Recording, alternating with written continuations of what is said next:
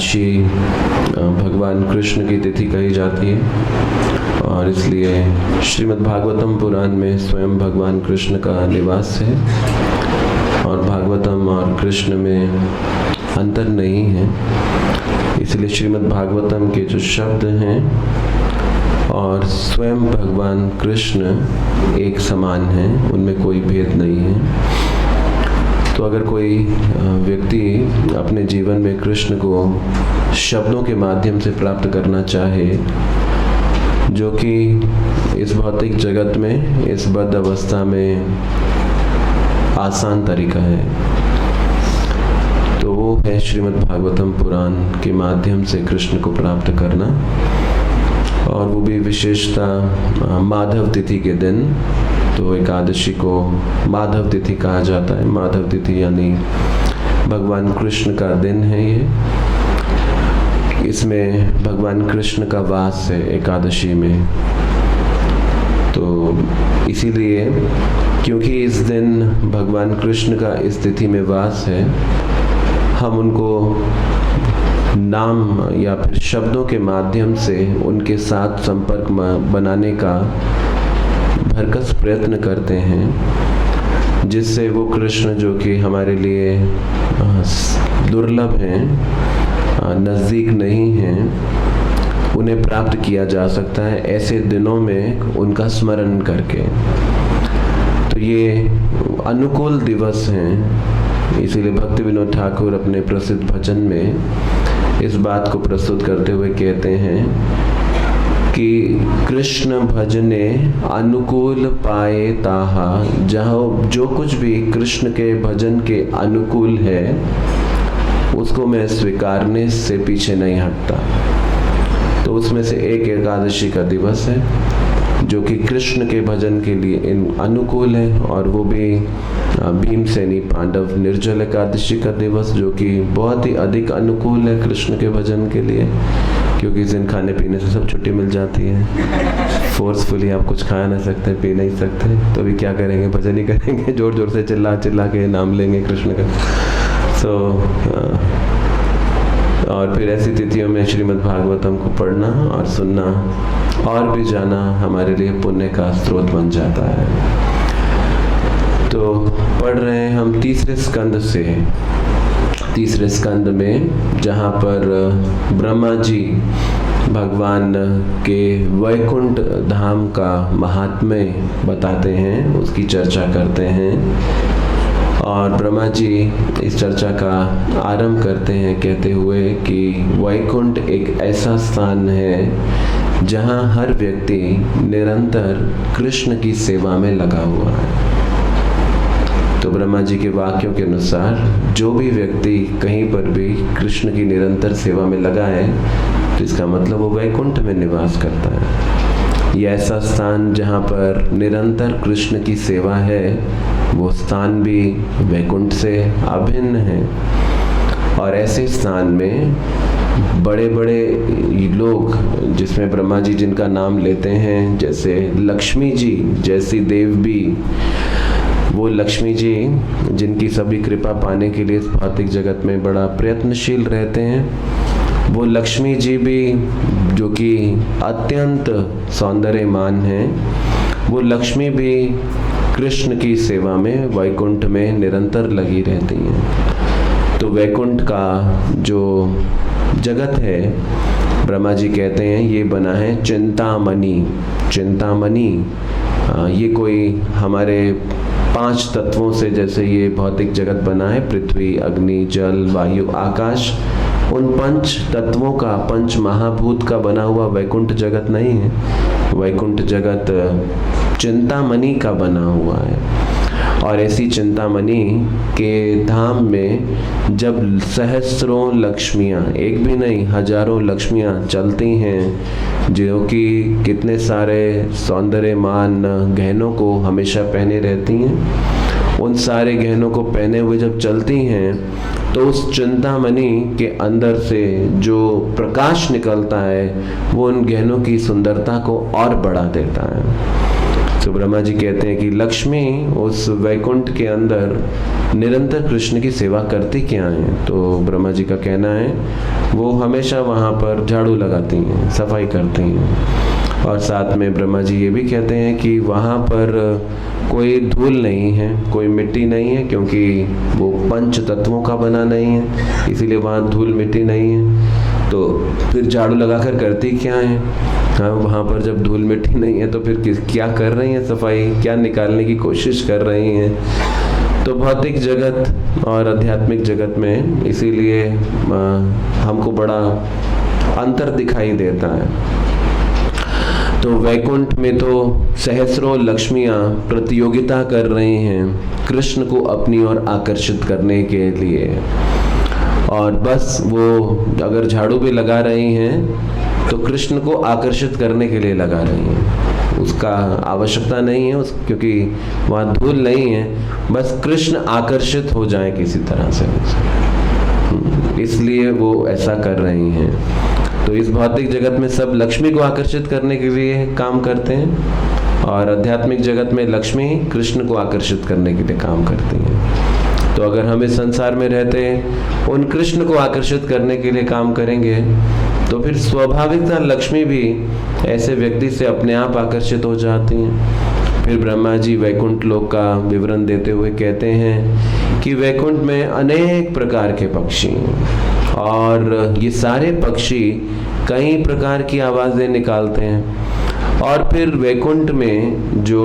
मधुमक्खियाँ हैं, वो मधुमक्खियाँ क्या कर रही हैं? तो ब्रह्मा जी कहते हैं वो हमेशा कृष्ण का गुणगान कर रही हैं, और जब वो कृष्ण का गुणगान करती हैं तो बाकी सारे पक्षी अपनी आवाज़ें निकालना बंद कर देते हैं, बाकी सब पक्षी चहकना बंद कर देते हैं वो मधुमक्खियों की कृष्ण के गुणगान को सुनने के लिए। तो वो पक्षी भी कृष्ण के गुणगान को सुनने के लिए इतने उत्सुक रहते हैं, उतारू रहते हैं कि वो अपनी आवाज़ें बंद कर देते हैं और सिर्फ उस मधु की आवाज़ को सुनते हैं। तो प्रभुपाद कहते हैं यहाँ तात्पर्य में, वैकुंठ वो स्थान है जहाँ पर कृष्ण की कथा को सर्वोच्च प्राथमिकता दी जाती है, और अन्य कथाओं का वहाँ पर कोई महत्व नहीं है। अब इस भौतिक जगत में तो जब एक गधा भी कुछ बोलता है तो उस गधे को भी अहंकार रहता है कि मैंने कुछ बोला है। हाँ, तो इस संसार में हर व्यक्ति अपने अपने मतों को प्रदर्शित करने में बड़ी रुचि लेता है, अपने मतों को बताने में बड़ा इंटरेस्ट लेता है, लेकिन वो भगवान के मत को या फिर भगवान के गुणगान को करने में उतनी रुचि नहीं लेता। अगर आप किसी बड़ी बड़ी कॉन्फ्रेंसेस होती हैं, ऐसी किसी कॉन्फ्रेंस में जाएं तो देखेंगे कोई सुनना नहीं चाहता, सिर्फ बोलना चाहते हैं, चाहे वो वैल्यूएबल है भी या नहीं है, बस बोलना चाहते हैं, अपने ओपिनियंस प्रेजेंट करना चाहते हैं, सुनना नहीं चाहते हैं। लेकिन वैकुंठ का वातावरण कृष्ण के इर्द गिर्द घूमता है, तो जब कृष्ण के संबंध में कोई कथा भी करता है तो सभी चुप हो जाते हैं, बाकी सब सुनते हैं उस कृष्ण कथा को। तो इसलिए मंदिर भी वैकुंठ है, तो जब यहाँ पर भी कृष्ण की कथा की जाती है तो सभी चुप हो जाते हैं और उस कथा को सुन रहे होते हैं। तो उसी प्रकार से वैकुंठ जगत में भी जब वो मधु कृष्ण का गुणगान करना शुरू करते हैं तो सभी पक्षी अपनी चहकने की आवाज़ों को बंद कर देते हैं और वो कृष्ण की कथा को मूल्य देते हैं। फिर वहाँ पर वैकुंठ में अनेक प्रकार के पौधे, अनेक प्रकार के वृक्ष, अनेक प्रकार की वनस्पति का भी विवरण दिया गया। और फिर जब वो विवरण दिया गया और ये कहा गया है कि जब इन सब पौधों को, वनस्पतियों को, इन सब वृक्षों को, ये सब वृक्ष आदि जब तुलसी को देखते हैं तो ये सब नतमस्तक हो जाते हैं। तो चाहे ये बड़े बड़े सुंदर सुंदर पुष्प उत्पन्न करते हैं, फल उत्पन्न करते हैं, लेकिन जब तुलसी का दर्शन करते हैं तो सभी तुलसी के सामने नतमस्तक हो जाते हैं। यानी कि तुलसी की तपस्या को ये सारे वनस्पति वैल्यू करते हैं। तुलसी की तपस्या को, जो कृष्ण को प्रसन्न करने के लिए तुलसी ने की है, उस तपस्या को महत्व देते हैं और अपने आप को महत्व नहीं देते हैं। तो आध्यात्मिक जीवन का अर्थ है, जो भी कृष्ण को प्रसन्न कर पा रहा है, या जो भी कार्य कृष्ण को प्रसन्न कर पा रहा है, या कोई व्यक्ति कृष्ण को प्रसन्न कर पा रहा है, कोई स्थान कृष्ण को प्रसन्न कर पा रहा है, तो फिर उसके महत्व को अपने जीवन में हमको स्वीकार कर लेना चाहिए। और यही है वैकुंठ संसार, जहां पर जो भी कृष्ण के नजदीक है अधिक, उसकी अथॉरिटी को, उसकी सुपीरियरिटी को एक्सेप्ट किया जाता है, ताकि वो हमको कृष्ण के करीब ले जा सके। तो जिस प्रकार से तुलसी कृष्ण प्रेयसी, कि वो कृष्ण को प्रियतमा है, कृष्ण को प्रसन्न कर पाती हैं, तो जब हम तुलसी की अथॉरिटी को एक्सेप्ट करते हैं, तो फिर हम कृष्ण की अथॉरिटी को एक्सेप्ट कर रहे हैं। तो इसीलिए कभी हम ये सोचें कि ठीक है, कृष्ण तो स्वीकार्य हैं, लेकिन कृष्ण से जुड़ी हुई वस्तुओं को स्वीकार करने की क्या जरूरत है, जैसे कि तुलसी, क्योंकि वो तुलसी ने ऐसी तपस्या की है जिससे कृष्ण प्रसन्न हुए हैं, और अगर हम उन्हें स्वीकार करें तो अप्रत्यक्ष रूप से हम कृष्ण को महत्व दे रहे हैं। तो इस भौतिक जगत में प्रतियोगिता का वातावरण है, आध्यात्मिक जगत में सहयोग का वातावरण है।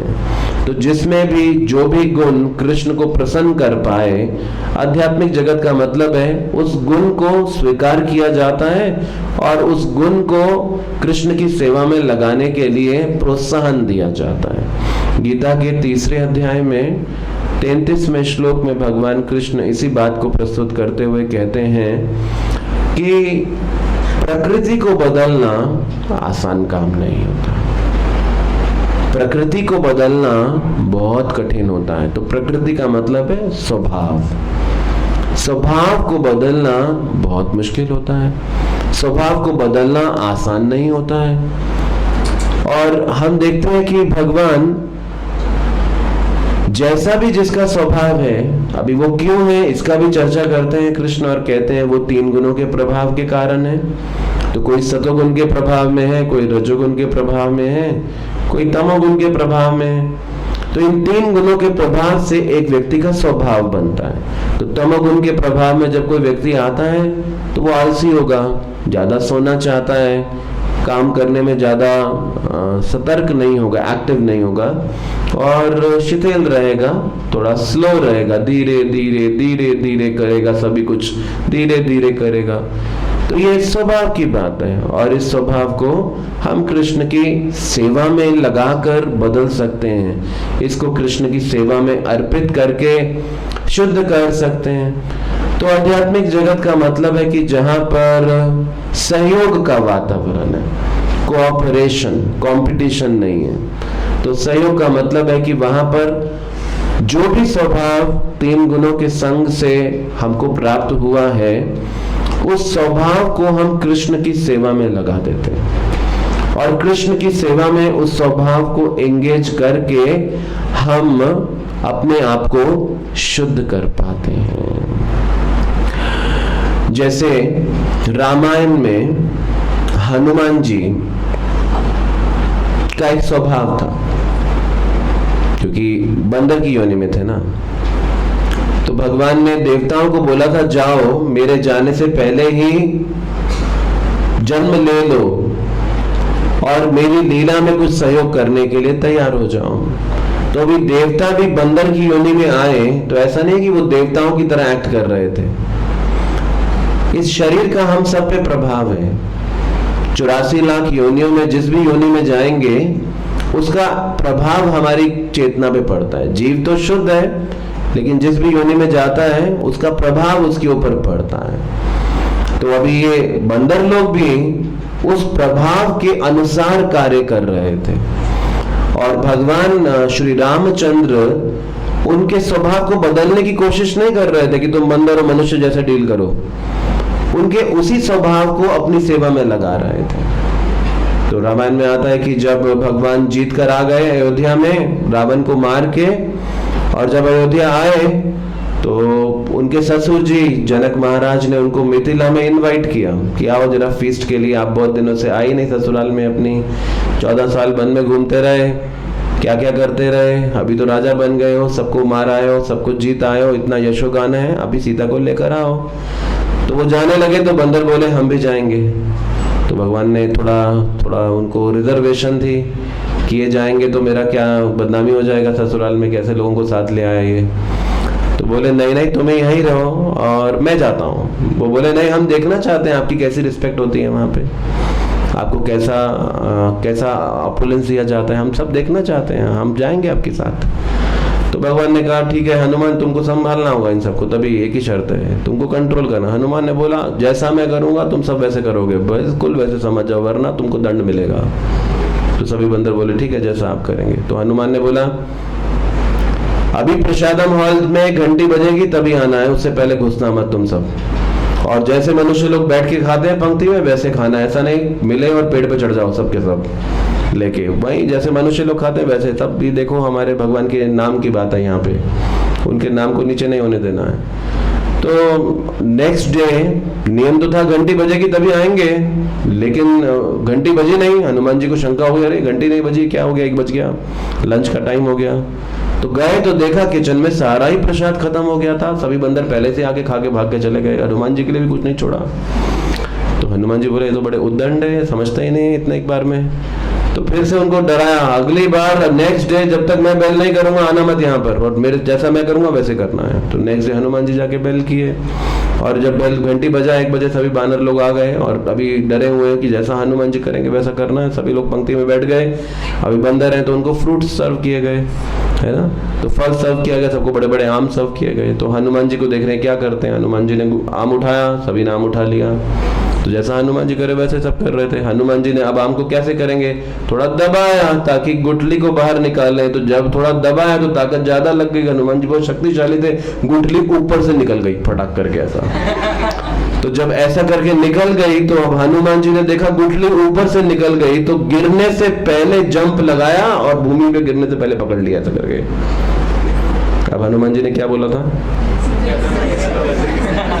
आप सोच सकते हो प्रसादम हॉल में क्या हो रहा होगा। सब तरफ आम उड़ रहे हैं आकाश में, चारों दिशाओं में गुठलियां उड़ रही हैं और सभी कूद लगा लगा के पकड़ रहे हैं। तो ये बंदर थे, अब भगवान ने इनके स्वभाव को बदला क्या, उनको वैसा ही सेवा में लगा दिया। तो लक्ष्मी जी वैकुंठ में कृष्ण की सेवा के लिए उतारो और वो वैकुंठ में कृष्ण की सेवा कर रहे हैं। तो जो कृष्ण की का गुणगान कर पा रहा है उस वैकुंठ में, तो बाकी सभी पक्षी उनको सुनने में लगे हैं। और जो पुष्प कृष्ण को प्रसन्न कर पा रहे हैं जैसे तुलसी दल, तो बाकी सभी वनस्पति उस तुलसी की सर्वोच्चता को स्वीकार कर रहे हैं। तो ये है आध्यात्मिक जगत। और प्रभुपाद जी कहते थे भौतिक जगत की कॉन्शियस कैसी है, क्रैब मेंटालिटी। क्रैब मेंटालिटी का मतलब क्या है कि जब केकड़ों को एक स्थान से दूसरे स्थान में भेजते हैं तो कंटेनर के ऊपर ढक्कन नहीं लगाना पड़ता। क्यों नहीं लगाना पड़ता, क्योंकि एक केकड़ा जब बाहर निकलने की कंटेनर से कोशिश करता है तो दूसरा केकड़ा उसकी लात पकड़ के उसको नीचे खींच देता है, इसीलिए कोई बाहर ही नहीं निकल पाता है। तो प्रभुपाद जी ने कहा ये मटेरियल वर्ल्ड क्रैब मेंटालिटी की तरह है, जहां पर कोई अगर बाहर बढ़ने लगेगा, इसीलिए जब कोई आध्यात्मिक जीवन में आते हैं तो क्या करते हैं बाकी लोग, अरे किस रास्ते पे चल बैठे तुम लोग, अच्छे खासे थे तुम ही लोग, तो क्या करने लगे अभी ये सब, कोई तुम्हारे भले लोगों के चलने का रास्ता है, ये तो निकम्मे लोगों का रास्ता है जिनको कोई काम धाम नहीं हो वही करते हैं, ये सब कीर्तन वीर्तन ये सभी उन्हीं के लोगों के लिए होता है, तुम तो पढ़े लिखे नजर आते हो, ये सब क्या काम करने लगे। तो ये क्रैब मेंटालिटी है कि जब कोई इस भौतिक जगत जेल से बाहर निकलने की कोशिश करे तो बाकी लोग क्या करेंगे, उसको उत्साह देने की बजाय उसका पैर पकड़कर नीचे खींचेंगे ताकि वो गिर जाए, उसी संसार में पड़ा रहे, यहां से बाहर नहीं निकल पाए। तो ये वैकुंठ लोकों का चर्चा ब्रह्मा जी देते हैं बहुत सुंदर तरीके से, और ब्रह्मा जी जब इस चर्चा को प्रस्तुत करते हैं तो उसके बाद करते करते अब ये भूमिका बना रहे हैं ब्रह्मा जी एक बड़ी सुंदर लीला की ओर ले जाने के लिए। और वो वैकुंठ की क्या लीला पे लेकर आते हैं? वो लेकर आते हैं जय विजय। जैसे मूवी देखते हैं तो कैमरा आता है ना कहाँ पर, किसी एक लोकेशन पे, तो वैसा अभी कैमरा जय विजय के ऊपर आ गया। और जय विजय कौन है? ये द्वारपाल हैं भगवान के वैकुंठ लोक के। और क्या देखते हैं? 4 नंगे बच्चे चलते हुए आ रहे हैं और वैकुंठ लोक में प्रवेश करने की कोशिश कर रहे हैं। तो जय विजय देखते हैं, अरे ये नंगे 4 बच्चे कहाँ से आ गए, इनको समझ नहीं है, कपड़े पहन के आना चाहिए था, ये वैकुंठ है, कोई साधारण जगह नहीं है, ऐसी जगह पे कैसे आ गए। ऐसा करके जय विजय सोच रहे हैं मन में, और उन्होंने उन बच्चों को रोक दिया और बोला तुम्हारे को पता नहीं है कि वैकुंठ में आने के लिए कुछ योग्यता होती है? बिना योग्यता के ऐसे ही घुसे जा रहे हो यहाँ पर, ये कोई साधारण जगह है जहाँ आए हो, ये वैकुंठ लोक है, ऐसे कैसे आ सकते हो? तो वो 4 बच्चे जो कि 4 ऋषि थे, 4 कुमार, ब्रह्मा जी के पहले 4 पुत्र, और जब उन 4 कुमारों ने ये बात सुनी तो वो समझ गए कि जय विजय हमको पहचान नहीं पा रहे हैं, जय विजय ने हमको पहचाना नहीं है अभी तक, ये हमको पहचाने बगैर ऐसा कर रहे हैं। तो जय विजय कहते हैं तुम जानते हो ये वैकुंठ है, ये वैकुंठ है, यहाँ पर ऐसा व्यवहार नहीं चलेगा। और 4 कुमार सोचने लगे अरे कैसा व्यवहार नहीं चलेगा, ये तो पक्षपात कर रहे हैं दोनों, और पक्षपात चलेगा वैकुंठ में? हाँ, ये वैकुंठ है और कहा जा रहा है वैकुंठ है, और यहाँ पे खुलेआम पक्षपात किया जा रहा है, हमको प्रवेश नहीं करने दिया जा रहा है यहाँ पे, ये कैसा व्यवहार किया जा रहा है। और 4 कुमार कहते हैं अरे जय विजय तुम इतना नहीं जानते कि जो वैकुंठ में आता है उसके हृदय में कल्मश नहीं रहता है, तो जिसके हृदय में स्वच्छता है वही तो वैकुंठ में प्रवेश कर सकता है। और तुम हमको वैकुंठ में पहुंचने के बाद इस भगवान के महल में प्रवेश करने से रोक रहे हो, तो क्या तुम जानते नहीं हम कौन हैं और हम कैसे आ गए यहाँ पर? क्या कोई बिना योग्यता के वैकुंठ में प्रवेश कर सकता है? और अगर हम यहाँ तक पहुंचे हैं तो क्या ये अपने आप में प्रमाण नहीं है कि हम योग्य अधिकारी हैं यहाँ आने के लिए? अन्यथा कोई व्यक्ति यहाँ कैसे आ सकता है? तो 4 कुमार एक दूसरे को देखकर आग बुलबुले होने लगे, क्रोधित होने लगे, बोले इन 2 दुष्टों को जरूर सजा मिलनी चाहिए। और जैसा ये सुना तो जय विजय थर थर कांपने लगे, क्योंकि वो समझते थे ब्राह्मण के शब्दों में कैसी शक्ति होती है। वो थर थर कांपने लगे और वो प्रार्थना करने लगे आप कोई भी सजा दे, लेकिन हम हर परिस्थिति में कृष्ण को याद रख सकें, कभी कृष्ण को भूले नहीं, बस ऐसा आशीर्वाद दीजिए हमको। आप कहीं पर भी भेजिए हमको, किसी भी योनि में हमको डालिए, कैसी भी परिस्थिति दे दीजिए, हम स्वीकार करेंगे, लेकिन हम कभी कृष्ण को भूले नहीं। बस इतना हमारी चेतना को सुरक्षित रखिए। बड़े गहरे शब्द जय विजय कहते हैं कि एक भक्त की इच्छा क्या है, चाहे उसको खाने को मिले या ना मिले, चाहे उसको पहनने को मिले या ना मिले, जीवन की कैसी भी परिस्थिति मिले, लेकिन कृष्ण को वो कभी भूले नहीं। बस वो भक्त क्या चाहता है कि हमेशा वो भगवान को याद रख सके। और अगर वास्तव में कोई व्यक्ति भगवान को स्मरण रख पाए हमेशा, तो फिर हर परिस्थिति अच्छी है। सांसारिक दृष्टि से भले ही कोई स्थिति अच्छी या बुरी हो, हम सांसारिक दृष्टि से तोलते हैं ये सिचुएशन मेरे लिए फेवरेबल है और ये अनफेवरेबल है, इसने मुझको अच्छा कहा, इसने मुझको बुरा कहा, ये मेरे लिए अच्छा हुआ, ये मेरे लिए बुरा हुआ।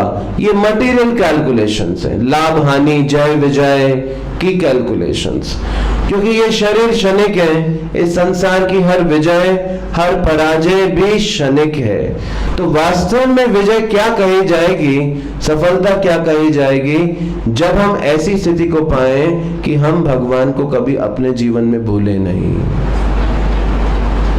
और अगर कोई परिस्थिति हमको भगवान के करीब लेकर आती है तो वो परिस्थिति बुरी नहीं होगी। वो परिस्थिति बाहर से बुरी दिखने वाली भी अच्छी है आपके लिए, क्योंकि उससे आप कृष्ण को याद कर पाते हैं। और ये जय विजय कहते हैं। और अब ये सब चल रहा है कहाँ, द्वार पे वैकुंठ के। और भगवान तो महल के अंदर है, लेकिन भगवान का एक गुण क्या है, सर्वज्ञ। सर्वज्ञ का अर्थ है कि वो सब कुछ जानते हैं। इसीलिए कई लोग बोलते हैं शायद भगवान नहीं है। क्यों? क्योंकि हमारी परिस्थितियों को भगवान देख नहीं पा रहे हैं। अगर देख पाते तो उसको ठीक करने की कोशिश करते। अगर हमारे जीवन की परिस्थितियां ठीक नहीं हो रही है तो इसका मतलब भगवान को हमारी परिस्थिति के बारे में ज्ञान नहीं है और भगवान सर्वज्ञ नहीं हो सकते हैं। तो ऐसा नहीं है, भगवान हमारी परिस्थिति को भी समझते हैं और वो जानते हैं कि ये परिस्थिति हमारे जीवन में बदलाव लेकर आने वाली है, तो इसीलिए ये परिस्थिति अच्छी है। इसीलिए गीता के दूसरे अध्याय में जब भगवान कृष्ण बोलना शुरू करते हैं, तब जब अर्जुन काफी कुछ बोल चुके होते हैं और जब भगवान बोलना शुरू करते हैं तो अभी अर्जुन इतना रो चुके थे, अश्रुपूर्ण कुलेक्षणम, आंख में आंसू भरे थे, शोक विघ्न मानसा, मन में शोक भरा था। तो कोई भी व्यक्ति रो रहा हो आपके सामने, अपना दुख दर्द बताए, तो आप उससे प्रेम से, सहानुभूति से डील करेंगे, चाहे वो गलत भी क्यों ना हो। लेकिन अर्जुन रो रहे हैं, लेकिन कृष्ण डांटते हैं अर्जुन को कि तुम्हारे अंदर ये कलमशी कैसे आ गया, तुम अनार्यों की तरह व्यवहार कर रहे हो, तुम ऐसा कैसे व्यवहार कर रहे हो, तुमसे तो ये अपेक्षा नहीं की जाती है। अर्जुन को भगवान डांटना शुरू कर देते हैं। क्यों? क्योंकि भगवान डांट में भी हमारी भलाई है, कष्ट में भी, दुख में भी, विपत्ति में भी हमारा कुछ भला है।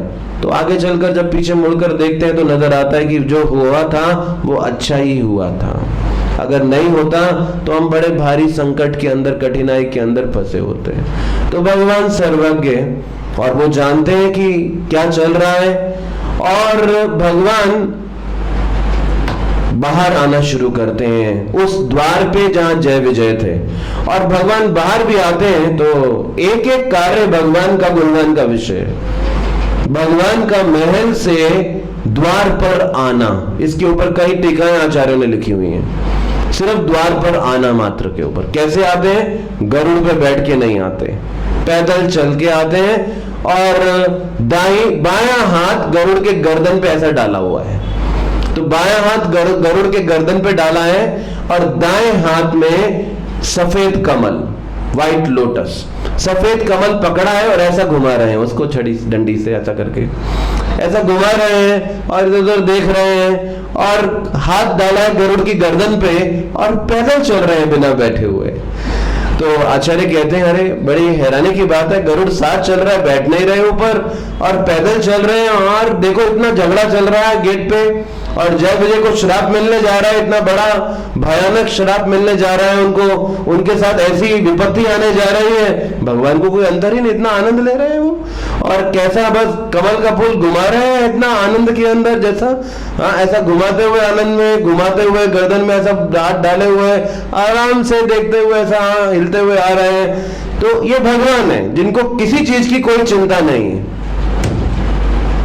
क्योंकि वो सब कुछ जानते हैं, वो क्या होने वाला है वो भी जानते हैं, और उसके बाद क्या होगा वो ये भी जानते हैं। जैसे कभी आप किसी व्यक्ति के साथ फिल्म देखने जाएं और वो मूवी आपने पहले ही देखी हुई है, अभी क्या होगा दूसरे व्यक्ति का हाल बताएंगे ना, अभी ऐसा बोलेगा, ये देखो अभी ये ऐसा करने जा रहा है, देखो अरे डरो मत, ये अभी एकदम सेफ बाहर निकल आएगा, कुछ नहीं होने वाला इसको, अभी इसकी पिटाई हो रही है लेकिन ये बच जाएगा, कुछ नहीं होगा इसको। वो बोलेगा अरे मेरे को तो देखने दो, कम से कम तुमने देखा है तो देखो, लेकिन मुझको तो देखने दो ये मूवी। तो वैसा ही भगवान सर्वज्ञ है, वो सब कुछ जानते हैं, तो उन्हें किसी बात की चिंता नहीं है। हम अज्ञानता में हैं, इसीलिए हम चिंतित रहते हैं, मेरा कल को क्या होगा, मेरा भविष्य क्या होगा, मेरा क्या बनेगा, मेरा फाइनेंशियल सिक्योरिटी, मेरा फैमिली का सिक्योरिटी, मेरा करियर, मेरा हेल्थ। हमको ये सब चिंता रहती है। क्यों? क्योंकि हम सब अज्ञानता में, और भगवान सर्वज्ञ, इसीलिए उनको किसी बात की कोई चिंता नहीं होती। वो आनंद से बाहर आ रहे हैं, और आचार्य कहते हैं ठीक है चलिए आनंद से आ रहे हैं, लेकिन गरुड़ पे क्यों नहीं बैठे, पैदल क्यों चल रहे हैं? गरुड़ साथ में तो बैठ के आना चाहिए था ना, और गर्दन पे हाथ डाल के आराम से आ रहे हैं, क्यों नहीं बैठे उस पे? क्योंकि वो अपने चरणों का दर्शन 4 कुमारों को देना चाहते थे। तो गरुड़ पे बैठ जाते तो चरण छुप जाते, और जो होना था वो होना रुक जाता। एक बहुत बड़ी घटना होने जा रही थी, तो अपने चरणों का दर्शन 4 कुमारों को मिलता रहे, इसीलिए भगवान गरुड़ पे नहीं बैठे, पैदल चलते रहे साथ साथ और बाहर आ गए। और जब 4 कुमारों ने पहली बार भगवान का दर्शन किया, और दर्शन ही नहीं किया, भगवान के चरणों में तुलसी का दल था, और हवा का एक झोंका आया, और उस हवा के झोंके ने तुलसी की सुगंध को 4 कुमारों की नासिका तक पहुंचाया। और जब वो भगवान के चरण में अर्पित तुलसी की सुगंध 4 कुमारों की नासिका तक पहुंची, तो वो मदहोश हो गए। ऐसा नशा उन्होंने अपने जीवन में कभी नहीं सुना और देखा, अनुभव किया था। लोग इस संसार के नशों के पीछे भागते हैं, और इस संसार का नशा करते हैं, कितना कितना पैसा भी लुटाते हैं, स्वास्थ्य भी खराब कर देते हैं, शारीरिक मानसिक दोनों, और फिर भी कुछ अंत में हाथ नहीं आता है। ये संसार का नशा है जो हमारे शरीर को भी खोखला करता है, नुकसान पहुंचाता है। लेकिन भगवान के चरणों का जो नशा है वो हमारे तीनों गुणों के बंधन को काट देता है। अभी तक ये जो 4 कुमार थे ये ब्रह्मवादी थे, इन्होंने ब्रह्म का साक्षात्कार किया था, लेकिन जैसे ही भगवान के चरण की तुलसी की सुगंध उनकी नासिका तक पहुंची, ये 4 कुमार अद्भुत तरीके से परिवर्तित हो गए, और कृष्ण के चरणों के लिए ऐसा आकर्षण जागृत हो गया उसी क्षण। इसीलिए भक्ति में छोटे से छोटा कार्य भी बड़ी महान शक्ति रखता है। कभी भगवान को अर्पित अगर हमको पुष्प मिले, वो पुष्प की सुगंध क्योंकि वो भगवान को अर्पित है, हमारे हृदय के अनेक अज्ञानताओं को काटने की शक्ति रखती है, और हमारी कई पापों को विध्वंस कर देती है। भगवान को अभिषेक किया गया चरणामृत ग्रहण करना ये भक्ति का दिव्य अंग है। भगवान की आरती का दर्शन करना, भगवान के चरण कमलों का दर्शन करना, ये सब भक्ति के बड़े दिव्य अंग है, जो कि हमारी लाखों जन्मों की अज्ञानता को क्षण में नष्ट कर देते हैं।